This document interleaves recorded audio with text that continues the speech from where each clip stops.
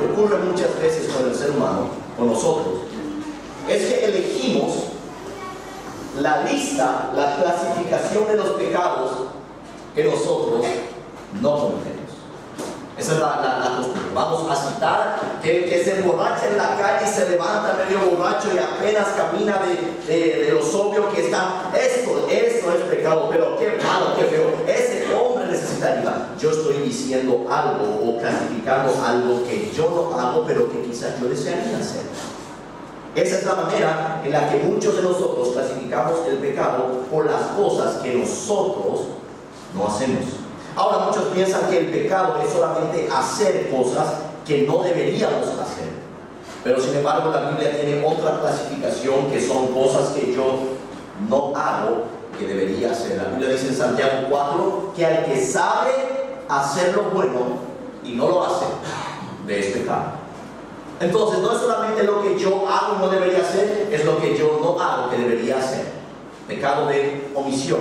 Pero al hablar de los pecados, al hablar del pecado, como les había dicho, cada uno tendrá su propia lista, lo que está mal, lo que no se debe hacer, lo que se debe castigar, y cada uno tiene algo que decir. Pero cuando nos encontramos con la palabra de Dios, hay un pecado del que quiero hablar esta noche, que es el pecado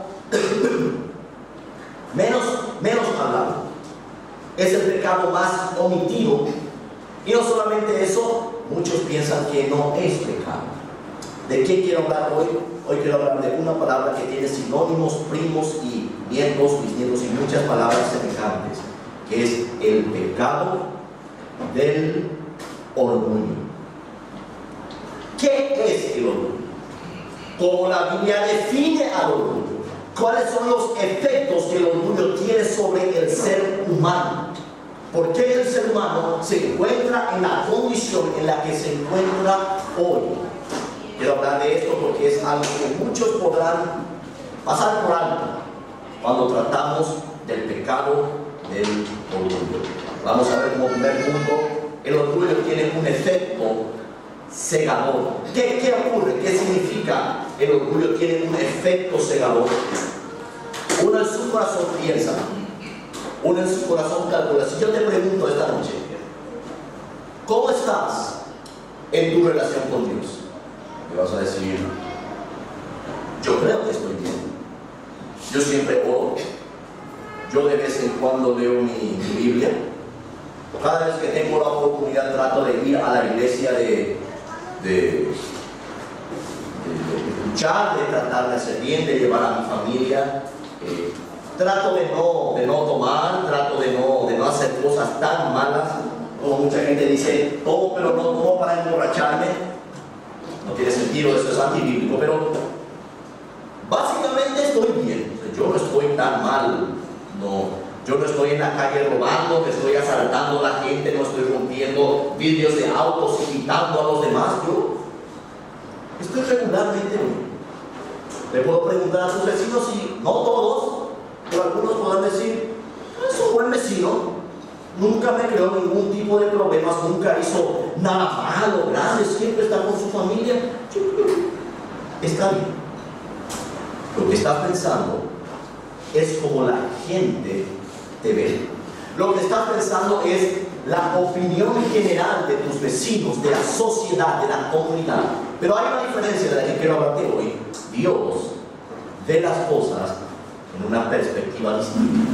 Podrás estar hoy. Yo creo que ninguno fue obligado a estar hoy. Yo les doy gracias porque nadie tiene la obligación de tener que venir y escuchar. Pero viniste. Yo puedo pensar y considerarte una persona muy amable y agradecerte de que hayas venido.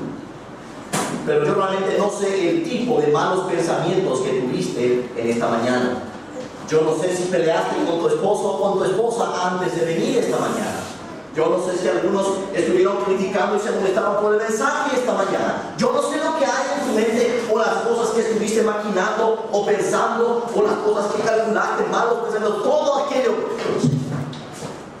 Pero esa es la persona que Dios verdaderamente ve. No la persona que yo aparento ser para otros, no la persona que otros piensan que yo soy. La pregunta es, ¿cómo te ve Dios? Dios. Vayan conmigo al capítulo 3 del libro de Apocalipsis, cuando Jesucristo está hablando a la última iglesia, a la última época, que representa a la época, a la era, al tiempo que vivimos hoy. El último libro de la Biblia, Apocalipsis, el capítulo 3. Como primer punto tenemos el orgullo ciega. Siempre la persona piensa que está bien. Todos los demás están mal, pero él está bien. Él hace bien, él se expresó bien, él habló bien, todo el mundo entendió mal. Siempre dijo bien, solo que nadie le quiere, todos le odian, siempre hablan mal. El orgullo ciega. Desde que dije, no me doy cuenta, no soy capaz de examinar y decir, cierto, me equivoqué. Para que eso salga de la boca de un orgulloso, ya requiere que se humille delante de Dios. No hay otra forma, sino todo puede ser fingido. Ahora, en Apocalipsis 3, Dios hablando, Jesucristo hablando a su iglesia, dice en el verso 17, porque tú dices, yo soy rico y estoy enriquecido. Ya la cosa se va, objetaba, o sea, dijo, Dios me dio mucho, yo tengo esto, tengo mi casa, mi trabajo, mis hijos no pasan hambre, yo estoy. No es la primera persona que está diciendo esto. Dice el texto, porque tú dices, verso 17, yo soy rico y estoy enriquecido y no tengo necesidad de nada. Pero ¿quién dice eso? La iglesia, la opinión de los hermanos. Pero dice el texto después, y no conoces que tú eres un desventurado y miserable y pobre y ciego y desnudo. Yo te aconsejo que de mí compres oro refinado en fuego para que seas rico, y vestiduras blancas para que te vistas y no se descubra la vergüenza de tu desnudez, y unge tus ojos con colirio para que veas. El orgullo ciega. Piensa que pero ¿qué es lo que hace? Hace que la persona confíe en lo que tiene y en lo que él piensa que es. No, yo estoy bien. Sí, yo estoy bien. ¿Cuánta gente podemos un día hacer una encuesta?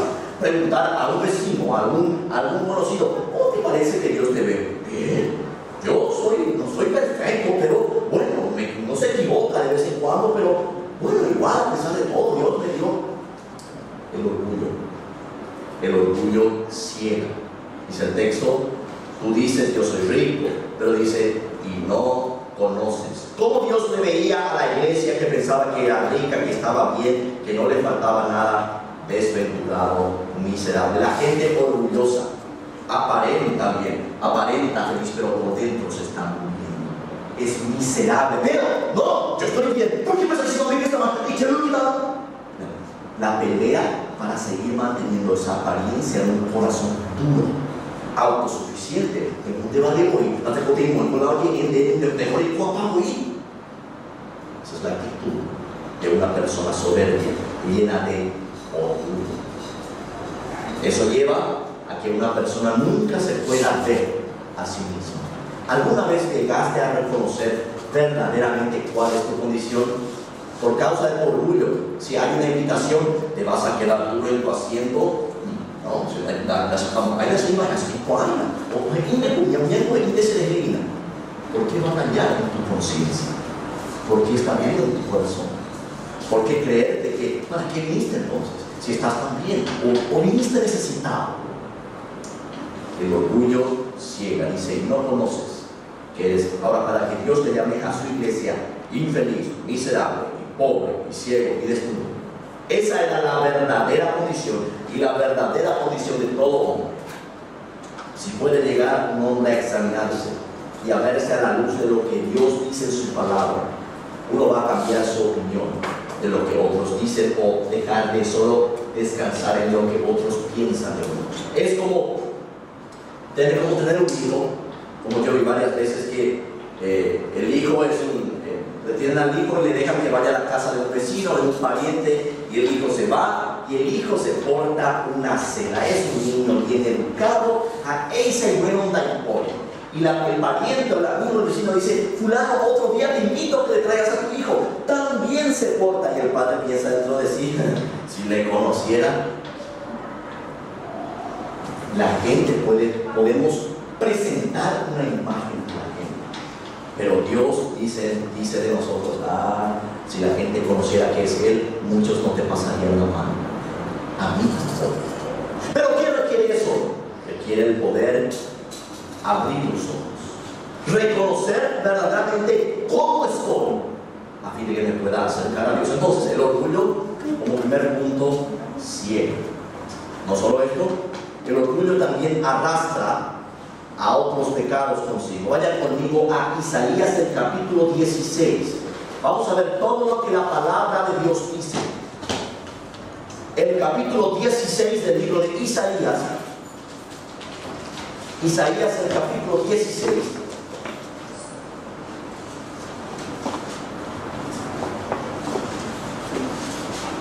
Isaías, el capítulo 16. Vamos a leer el verso 6. Dice así: hemos oído de la soberbia, del orgullo de Moab. Es soberbio en extremo. De su soberbia, su arrogancia y su altivez. Por sus mentiras no permanecerán. ¿Cuáles son los primo hermanos del orgullo? Dice el texto, que es la arrogancia y la altivez. ¿Alguna vez en sus vidas se encontraron con gente a la que no se le puede decir nada? Ni bien uno le dice y es como echar un fuego o provocar a un león. ¿Por qué? Porque hay gente que no puede soportar cómo que tiene que ser o a su manera, o si no, no funciona nada. Y está allí, dice el texto, de su arrogancia y su altivez. Son primos hermanos del orgullo. Una persona que se le dice algo de la manera más sencilla y ya se molesta. No te va a decir, no va a gritar ni a saltar, pero se va a enojar en su corazón. A eso se le llama orgullo. Eso es pecado. Vamos a ver cuáles son las consecuencias. Una de las que vimos es que ciega. No te vas a poder examinar. No vas a ver la necesidad. El orgullo ciega. El orgullo tiene otros hermanos que son, ¿qué es la arrogancia? Esa persona que siempre cuando habla a él de modo de menos, porque él pues siempre él va a ver, hoy guapado y siempre va a venir ya con esa actitud. El fulano, ¿a quién le impresiona? ¿A quién piensa? Fulano, qué capaz, en el mundo es común, pero un hijo de Dios, que dice haber conocido la sangre, que dice haber sido limpiado por Jesucristo, haber venido a la cruz, que tenga esa actitud me hace dudar de su cristianismo.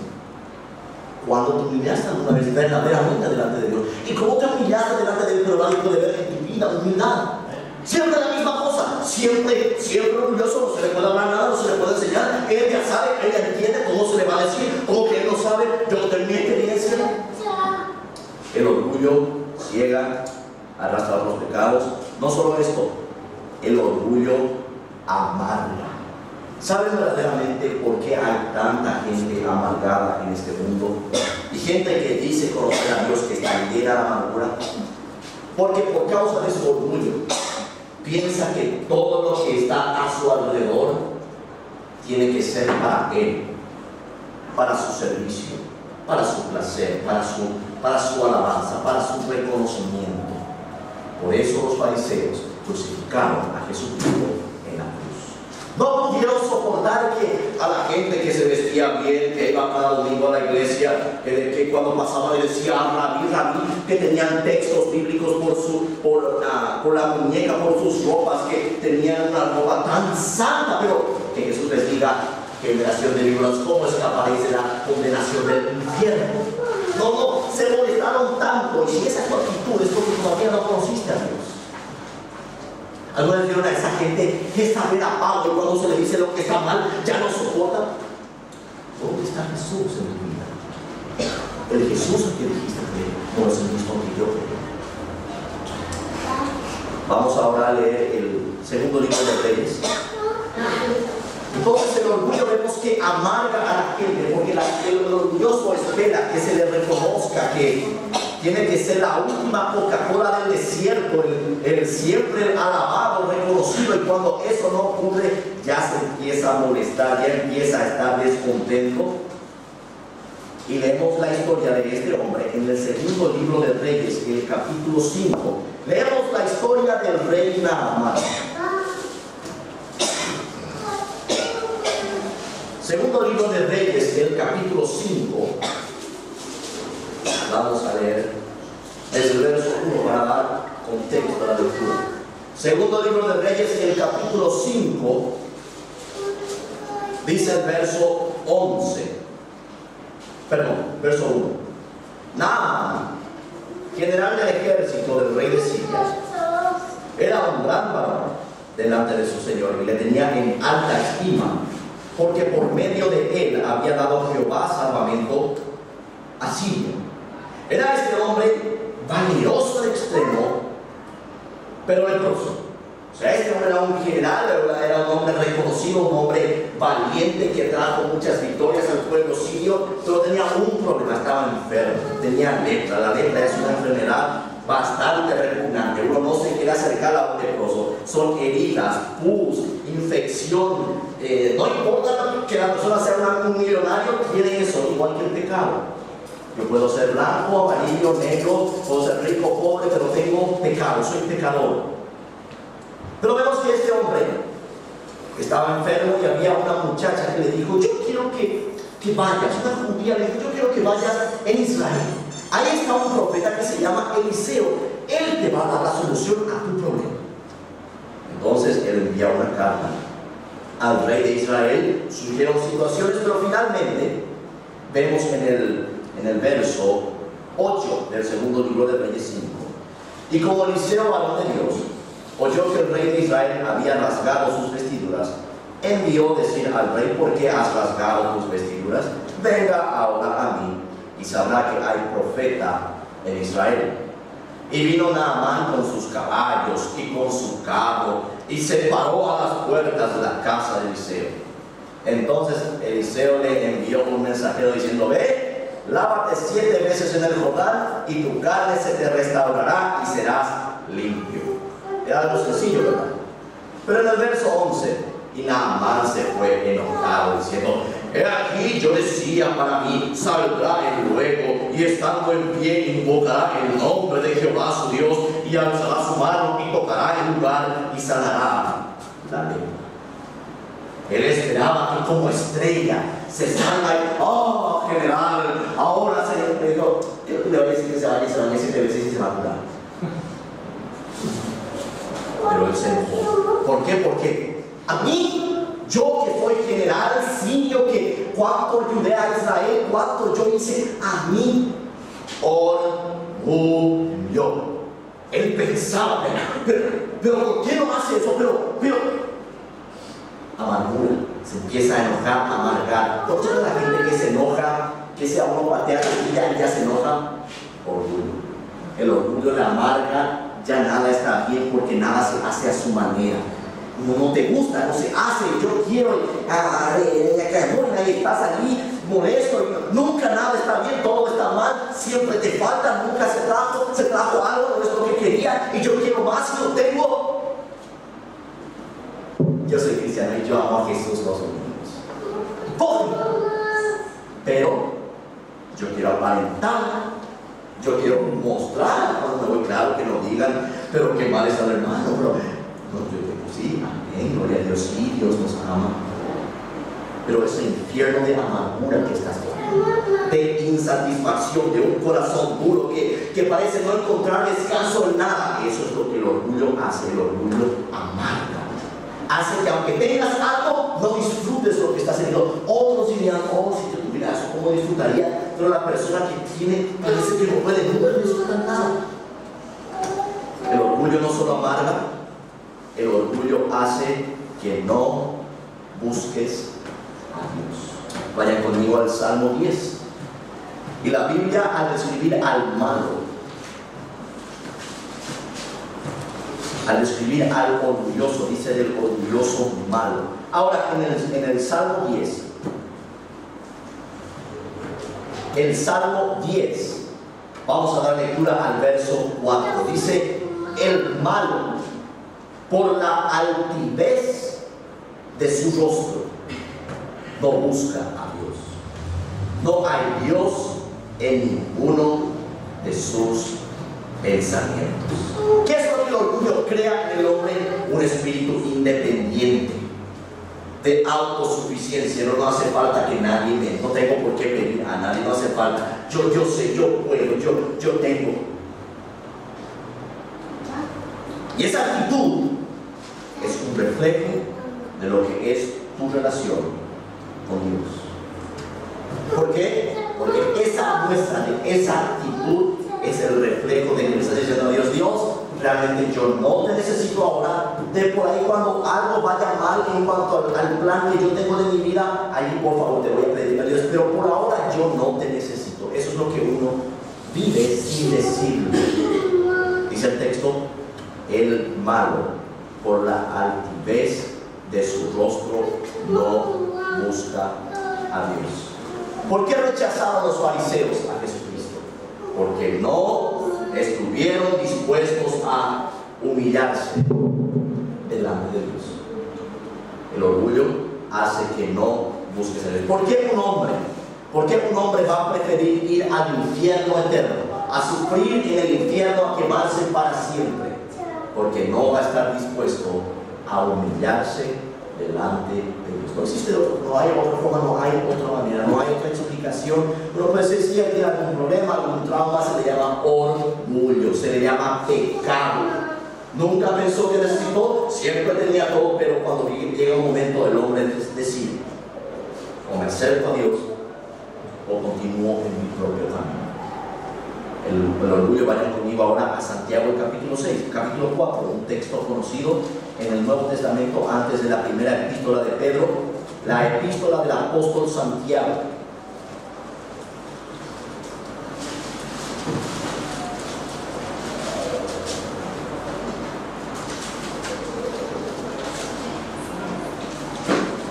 El capítulo 4 de la epístola de Santiago. Vamos a leer el verso 6. Santiago, el capítulo 4, dice el verso 6: mas Él da mayor gracia. Por esto dice: Dios resiste a los soberbios y da gracia a los humildes. Ahora, es posible que estés aquí, que creas en Dios, digas: yo soy cristiano, por la historia que se te antoje contar con tu boca. Sí, yo soy cristiano, yo siempre nací creciendo en Dios, yo siempre primero, siempre le pido, me recomiendo, bla, bla, bla, bla, bla. Todo lo que puedas decir, que siempre yo, todo eso.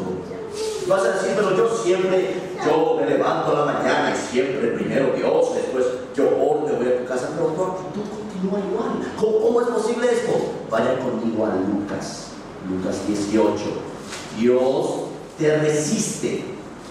Aunque hagas tus deberes religiosos y te sientas bien contigo mismo por un tiempo, reincorporando algo o hay algo malo dentro tuyo y estás consciente, pero no le vas a decir a nadie por tu orgullo. No vas a reconocer: yo necesito ayuda por tu orgullo. No vas a reconocer: quiero que ayudes a tu matrimonio, tenemos problemas porque estoy orgulloso. Para no reconocer: tengo problemas y necesito que me ayude. Vamos a hacer eso.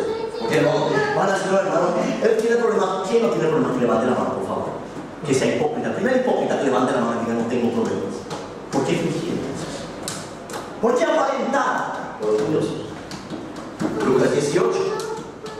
Lucas 18 dice el verso 9: y también dijo esta parábola a unos que confiaban en sí mismos como justos y menospreciaban a los otros. Dos hombres subieron al templo a orar. O sea, ambos se fueron a hablar con Dios. Uno era fariseo, el que iba a la iglesia, el que leía su Biblia, el que sabía mucha Biblia de memoria, el que se vestía bien, era fariseo. Y el otro publicano. El publicano era el que recaudaba los impuestos y él podía pedir lo que quería, y básicamente era un ladrón, era gente corrupta, era gente rechazada porque era gente judía robando a su propia gente. era gente, ahí viene el publicano, aléjense, una plaga. Y dice el texto del verso 11: el fariseo, puesto en pie, oraba consigo mismo de esta manera: Dios, te doy gracias, porque no soy como los otros hombres, ladrones, injustos, adúlteros, ni aún como este publicano. Ayuno 2 veces a la semana, doy diezmos de todo lo que poseo. No es que estaba mal que él ayune, no es que estaba mal que él se quiera acercar a Dios, no es que esté mal que él haya diezmado. ¿Cuál era el problema? La actitud. Señor, Señor, como la gente hipócrita cuando ora: oh Señor,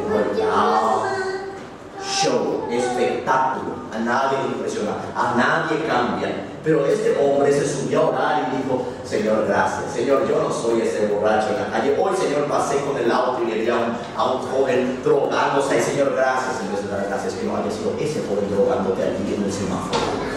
Sino que gracias a Dios, yo hubiera estado en ese mismo lugar. Pero ¿qué fue? ¿Qué diferencia hace? Dios fue bueno conmigo. Pero el orgulloso: no, sigo mirando allí como hay. Ahí está. Pero el hombre, el fariseo: Señor, gracias, yo no soy ladrón, Señor, yo diezmo, Señor, yo estaba ayunando, ni nunca voy para que todos sepan, no soy como este publicano haciendo un show de su religión. Pero dice luego, verso 13: mas el publicano, estando lejos, no quería ni siquiera alzar los ojos al cielo, sino que se golpeaba su pecho diciendo: Dios, sé propicio a un pecador. Os digo que este descendió a su casa justificado antes que el otro, porque cualquiera que se enaltece será humillado, y el que se humilla será enaltecido. ¿Cuál es la diferencia? Los dos se fueron a orar. Los dos pensaban de alguna manera buscar acercarse a Dios. Por eso es posible que la gente diga: pero yo oro siempre. ¿Cómo me hace que no estoy viendo? No, yo leo mi Biblia, yo oro. Pero tú muestra que debe valer, porque debe leer de Biblia, debe orar, debe combatir, debe valer de otro joya. Eso muestra tu actitud. Eso muestra que tu lectura, tu oración no te cambia, no hace nada. Este fariseo hizo esto, pero dice el texto que el publicano, el rechazado por la gente, le dijo: Dios te propicio, yo sé que soy pecador, Señor, por favor ten misericordia de mí. Dice que él fue justificado. La actitud, el orgullo ciega, el orgullo amarga, el orgullo tiene la arrogancia, y no solamente eso, el orgullo ata. La persona es esclava de sí mismo, y cualquier empujoncito hace que la persona salte, porque no se me puede decir. Es como esa gente que cuando se le dice a los que tienen su auto con la rueda pelada que no pasen frente a una escuela porque se va a usar como borrador. ¿Cuál es el punto? Y Perení, desde que aquí me puede ser porque ya ni posible. ¿Y por qué? ¿Por qué es tu corazón así? ¿Por qué es tu carácter así? ¿Por qué no te es sencillo sentar y decir: cierto, hermano, no me di cuenta, gracias por decirlo. No me di cuenta que eso te molestaba, que eso estaba mal. Gracias por decirlo. Me acuerdo una vez estábamos con el hermano Catalino en Villeta de la iglesia. Eran 3 semanas a un amigo de un hermano, estábamos testificando. Estábamos mostrando que él tiene que arrepentirse, que él vaya al infierno y que solo Jesucristo le puede salvar, que lo que él hizo en la cruz es suficiente. Y le estábamos diciendo: ¿y qué te parece? ¿Te parece que quisieras aceptar, confiar ahora en Jesucristo? Le dijo: sí. ¿Estás seguro? Estoy seguro. Bueno, vamos a arrodillarnos y vamos a pedirle a que te salve. Y él empezó a temblar. ¿Pero hace falta que me arrodille aquí con ustedes? Sí. Pero no. De su orgullo, él no podía decir: ¿quieren que me vaya? Vamos al baño a arrodillarnos, vamos ahí en el yuyal. Pero cuando el orgullo está tan enraizado en un corazón, lo que no sea una mera, parece que todo el mundo está mal y nadie quiere hablar conmigo porque ni bien hablo ya problema hay, qué discusión, qué murmuración, qué chisme, qué crítica. Pero después venimos y decimos: fulano, que te quiere invitar a la iglesia, yo creo que vas a escuchar, pero no te hace nada. ¿En qué te cambió? ¿Qué vergüenza me daría si voy a tu barrio y le pregunto a algún vecino tuyo: yo te quiero invitar militar, yo soy fulano, ellos son miembros de mi iglesia, pastor, si ellos son miembros, yo no me voy a la iglesia. Qué triste es eso. Sería una vergüenza. Primero para el nombre de la iglesia, dos para el nombre de Jesucristo. Que ese sea el testimonio. Entonces, aquel a quien yo clamo servir, amar, a quien que yo digo que me salvó, no le puedo imitar en la primera cosa que él hizo. Ese es el capítulo 2, para ir terminando. El capítulo 2 de Filipenses, el capítulo 2. ¿Qué es lo que hubo en Cristo Jesús? Por esto es que una persona que nunca se humilló delante de Dios no se va a humillar delante de un hombre, no va a reconocer, no va a aceptar y sinceramente decir: me equivoqué, hermano, pequé, quiero que me perdones, por favor, te herí, no estuvo bien lo que dije, lo que hice, no controlé mi boca, quiero que por favor me perdones. Un orgulloso lo va a hacer en casa. No disculpa por algo, es imposible, no disculpa por algo, cuídame, para que no tanto de mamá y dice: ay, cuídame. Y Dios está resistiendo, pero le dice: le orar al Señor, te doy gracias. Filipenses 2, vamos a leer el verso 6. El cual, hablando de Cristo, que es el verso 5, el cual, siendo en forma de Dios, no tuvo por usurpación el ser igual a Dios, sino que se despojó a sí mismo, tomando forma de siervo, hecho semejante a los hombres, y hallado en la condición de hombre, se humilló a sí mismo, haciéndose obediente hasta la muerte y muerte de cruz. Si él ya se humilló por venir y vivir como un hombre en un cuerpo de carne, aunque perfecto cuerpo de carne, en las calles polvorientas de Jerusalén, sufriendo el agravio, la religión, sufriendo ataques, hasta que al final fue puesto para la peor humillación en una cruz, que era para el peor criminal que tendría que ir y ser colgado, pero él tomó su lugar. Él se pudo humillar hasta la muerte de cruz. Pero es difícil decir: hermano, perdón. Hermano, perdón, me equivoqué, pequé, hice mal. Gracias por decirme, no me di cuenta. Hermano, aprecio mucho que te hayas acercado conmigo. Un orgulloso no va a hacer eso. Un hijo del diablo. ¿Por qué digo un hijo del diablo? Cuando muchos ven los hijos de los hermanos, uno siempre puede decir: fulano de tal, el mismo, igualito, copiar el culo. ¿Saben cómo uno puede decir cuando uno no es orgulloso? Vean, igualito. ¿Saben por qué el diablo hasta hoy causa el mal, la perversión que causa? Porque hasta hoy ya él piensa que le va a ganar a Dios. Él piensa que un día va a hacer una guerra y va a preparar a los ejércitos del mundo en el valle de Josafat, y cuando Jesucristo venga, él piensa que le va a hacer guerra y que él va a ganar. Qué estúpido sería hacer una guerra cuando yo sé que voy a perder. ¿Pero por qué el diablo hace eso? Por su soberbia, por su orgullo. Él no va a decir: cierto, Dios va, no sabe. Él, todo lo que él piensa es que él reciba la adoración y que él va a hacer guerra y va, como enemigo de Dios, que él va a destruir un día, sabiendo que la Biblia ya habla de su destino. La mente de Cristo, vemos que él se humilló a sí mismo, haciéndose obediente hasta la muerte y muerte de cruz. La humildad no es que una persona sea rica y se acerque y sea amable a un pobre. No es que un pobre, porque no tiene una casa grande o de lujo, que por eso vive. Hay gente que vive así, que es la más orgullosa del mundo.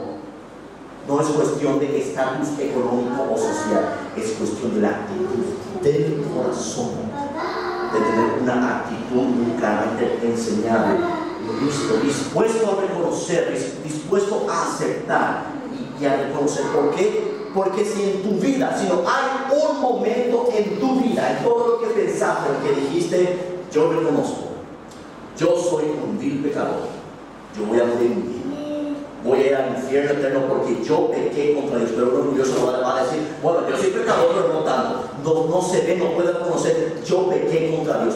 Dios ve mis pensamientos, ve lo que hice en secreto, que nadie vio. Él sabe todo. Por lo tanto, reconozco que yo no soy el bueno que yo pienso que soy, y me acerco y quiero confiar en Jesucristo, en lo que Él hizo por mí en la cruz. Amén. Yo, hermanos, no amanecía en discotecas. Yo no amanecía borracho, no andaba toda la semana tomando y andaba todo el tiempo peleando, no andaba drogándome en algún lugar. Pero saben que yo tenía una enfermedad peor, la religión. Eso es peor. Sería mejor traer a un borracho que está viviendo en pecado, que va a decir, si necesito ayuda, que alguien que piensa que siempre está bien. Ese era mi problema. Pero gracias a Dios yo pude llegar a un punto en el que me humillé. Yo reconocí mi problema. Realmente no es lo que yo creo que soy, sino lo que Dios en su palabra dice que soy. Ahora, ¿quién dice Dios que yo soy? Vayan conmigo al capítulo 3 de Romanos. ¿Cuál es la condición real del hombre? ¿Cómo Dios ve al hombre? Si nunca te acercaste y no te humillaste delante de Dios, tu vida va a ser la misma vida religiosa, rutinaria, llena de problemas, de amargura, de odio, de murmuración, de insatisfacción. Todo lo que quieras decir, eso va a marcar tu vida. Siempre de problema en problema, de crítica en crítica, de murmuración en murmuración. Parece que nunca hay paz en tu casa. El capítulo 3 de Romanos dice el verso 10. Romanos, el capítulo 3, el verso 10. ¿Cómo está escrito? No hay justo, ni aún uno. No hay quien entienda. No hay quien busque a Dios. Todos se desviaron. En ese todos entramos nosotros. Todos se desviaron del camino. A una se hicieron inútiles. No hay quien haga lo bueno. No hay ni siquiera uno. Sepulcro abierto. Aquí creo que todos calificamos. Sepulcro abierto es su garganta. Con su lengua engañan. Veneno de áspides hay debajo de sus labios, cuya boca está llena de maldición y de amargura. Sus pies prestos para derramar sangre. Destrucción y miseria hay en sus caminos, y el camino de paz no han conocido. No hay temor de Dios delante de sus ojos.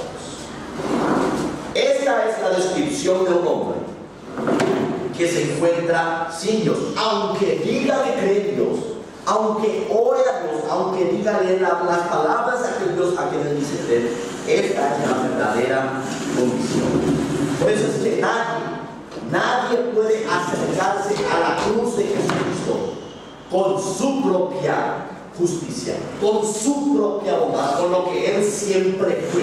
Esa experiencia hay coado y antes de morir se ha un manejar. Cuando uno se acerca a la cruz, uno se arrodilla, no hay nada de lo que yo me jacte, en lo que yo confíe. Me acerco y confío en lo que él hizo, que fue suficiente. Pero un hombre lleno de orgullo, sea pobre, rico, blanco, negro, joven, y un hombre con orgullo, nunca va a poder decir: Señor, cierto, no estoy bien, necesito que me ayudes. Me acerco, Señor, a ti, porque tengo problemas. Algo está mal conmigo, necesito de tu ayuda. Allí reconozco, y allí Dios me puede dar de su gracia, pero mientras no eso no ocurra, Dios me está resistiendo, yo estoy orando, me voy a la iglesia, haciendo por ahí, nada, se iba a leer, voy a hacer Biblia, de a poco, paisa, no pagué.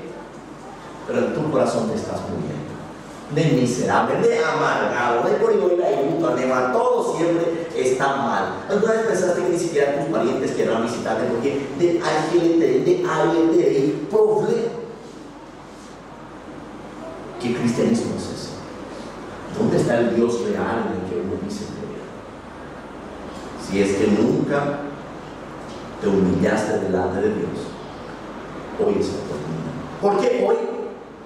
Porque vas a salir de este lugar diciendo no, te vas a sentar, vas a salir como de calculata, así no, dale, Señor, che, va a oír, pero dale tanto, dale la pesita por el bolsa que era allí, ¿cómo quieres?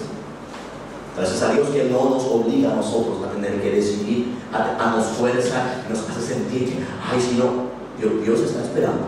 O sea, siempre Él está esperando. Él siempre quiere que nos acerquemos. Por eso decía un texto de Santiago: acercaos a Dios y Él se acercará a vosotros. O sea, Él ya hizo todo, Él ya proveyó, dejó todos los caminos de la manera. Depende de que yo vaya por ese camino y no por mi propio camino.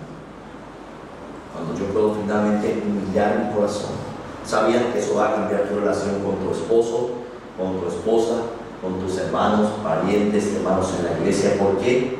Porque ya no voy a ser yo con esa actitud orgullosa de querer herir o de sentirme mejor o de que yo no necesito ser algo para hoy, yo soy todo. Sino si alguien se acerca, hermano, la vez pasada dijiste eso, actuaste así, eso no está bien. Hermano, sinceramente no me di cuenta, no fue mi intención. Gracias por acercarte y decir. Si solo pueden entender esa actitud, la victoria que trae. Pero para mucha gente es como, me tengo que humillar, decirle que te cuesta, porque nunca hiciste. Te cuesta porque te parece que desde el equivocado de siempre le llamo para hoy que la gente no entiende, que la gente no entiende mi buena intención de hipócrita. En vez de decir, cierto. Qué lindo es poder ser humilde, porque sabías que el ser humilde es ser como Cristo. Si yo quiero caminar por ese camino por el que Él caminó, existen esas pisadas de humildad que dirigen directamente a la cruz. No hay un desvío del monte Calvario al que uno pase al otro lado de la cruz. Uno tiene que subir por el monte para luego bajar. Y cuando uno sube a ese monte, todos van a saber, Él subió también a ese monte. Y todos van a saber, Él subió para subir a ese monte. Y cuando bajes de ese lugar, va a haber una diferencia. No va a ser ya esa actitud, va a haber. ¿Por qué? Porque se está viviendo solamente con una religión muerta, se llame bautista, pentecostal, metodista, católica, como se llame, todo lo que tuviste en tu vida de religión, vas a ser la persona más insoportable, orgullosa, valiente, ¿saben esa gente que a veces uno habla y que le da mal estómago de tanto que habla, de tanto egoísmo, de tanto orgullo que ¿cómo Dios se siente? Si solamente pudiéramos examinar la grandeza del universo, de la majestuosidad de la creación de Dios, y querer jactarme de que yo soy algo, uno ya debería ser un necio. Ser humilde. Ahora, un último texto que está en Hebreos. No en balde dijo esto el apóstol Pablo al escribir a los Hebreos, la epístola a los Hebreos, el capítulo 1.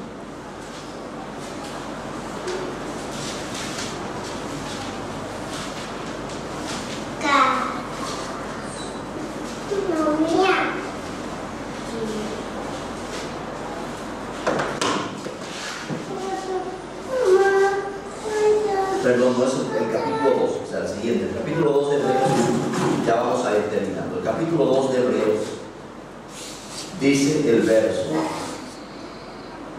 6, Hebreos 3, dice el verso 6.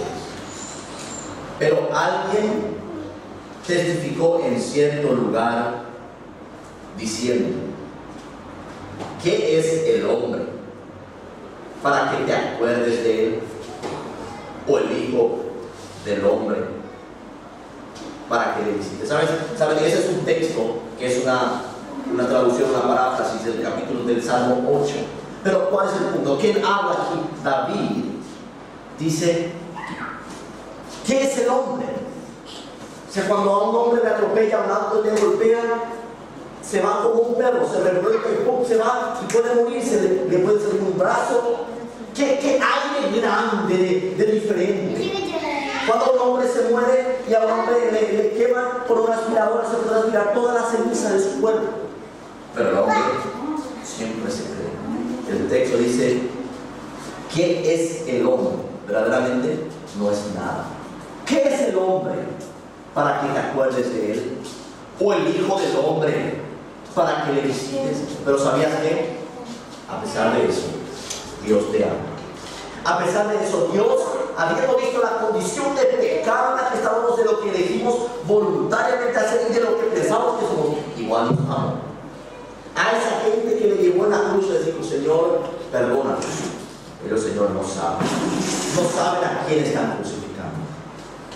Entonces la pregunta es, ¿hubo un tiempo en tu vida en el que verdaderamente te humillaste delante de Dios? ¿O siempre te fue difícil? ¿O nunca te pudiste librar de tu orgullo y de esa actitud arrogante, altiva? Si es que no, es porque todavía no viste tu pecado, la condición en la que estás. Siempre vas a querer aparentar, y no que la gente no te vea triste o mal, o que te falte, o que no tengas, o que no seas. Siempre vas a querer aparentar. Qué miserable es tu vida entonces. Podrías ser humilde y acercarte y hablar con Dios. Y sabías que allí Dios puede llenar tu corazón de su gracia. Si es que nunca confiaste en Jesucristo como tu único y suficiente Salvador, hoy es el día en que puedas dejar de confiar o de creer o de pensar y decir, Señor, yo me acerco a ti. Señor, levanto la bandera blanca, ya, Señor, ya no puedo, me rindo, ya traté tanto tiempo, quise aparentar, pero hoy, Señor, quiero ser sincero contigo. Señor, estoy mal, te necesito. Quiero que por favor me ayudes, y va a ser el comienzo de una vida totalmente distinta. Te vas a librar de muchos problemas, de muchas situaciones. ¿Por qué? Porque ya no vas a andar queriendo solamente tu manera. No vas a andar queriendo siempre que la gente te vea, sino vas a ser como Jesucristo. Jesús dijo, aprended de mí, que soy manso y humilde de corazón. Voy a aprender de Él, a no tener que andar siempre en autosuficiencia o independencia, o yo fingir para quién. O a la gente le importa que yo finja, la gente ni entiende. Pero yo como hijo de Dios puedo hacer esa diferencia y atraer a otros. Ser primeramente libre en mi propio corazón de todo lo que el orgullo hace, de la carga, de la atadura que el orgullo crea, y respirar en paz. Pero esa va a ser una decisión que vas a tomar hoy, o no vas a tomar. O vas a decir, bueno, yo voy a hacer eso más adelante, porque yo no voy a pasar, yo no voy a que la gente vea, fulano tal es orgulloso, no hace falta ni que diga, porque la gente ya sabe. Es cuestión de que uno diga, yo lo único que puedo hacer, me quiero acercar y quiero hablar con Dios. A veces yo soy orgulloso, a veces yo tengo esta actitud, a veces yo me comporto, soy así. ¿Por qué soy así? ¿Qué malo que es mi corazón? Me acerco a Dios y le hablo, digo, Señor, yo tengo este problema. Yo quiero que me ayudes a poder tener en mi corazón humildad, estar feliz y contento, no tener que vivir, librarme de esa vida de falsedad y de querer siempre aparentar y ser sincero, que la gente me vea tal cual soy, sin que así como soy en mi casa, sea aquí en mi trabajo, que no haya nada que tenga siempre que estar escondiendo o mostrando. ¿Para qué? Para ver que eso va a ser algo que va a atraer a otros a querer conocer a quién Jesús, quien yo digo que no sé.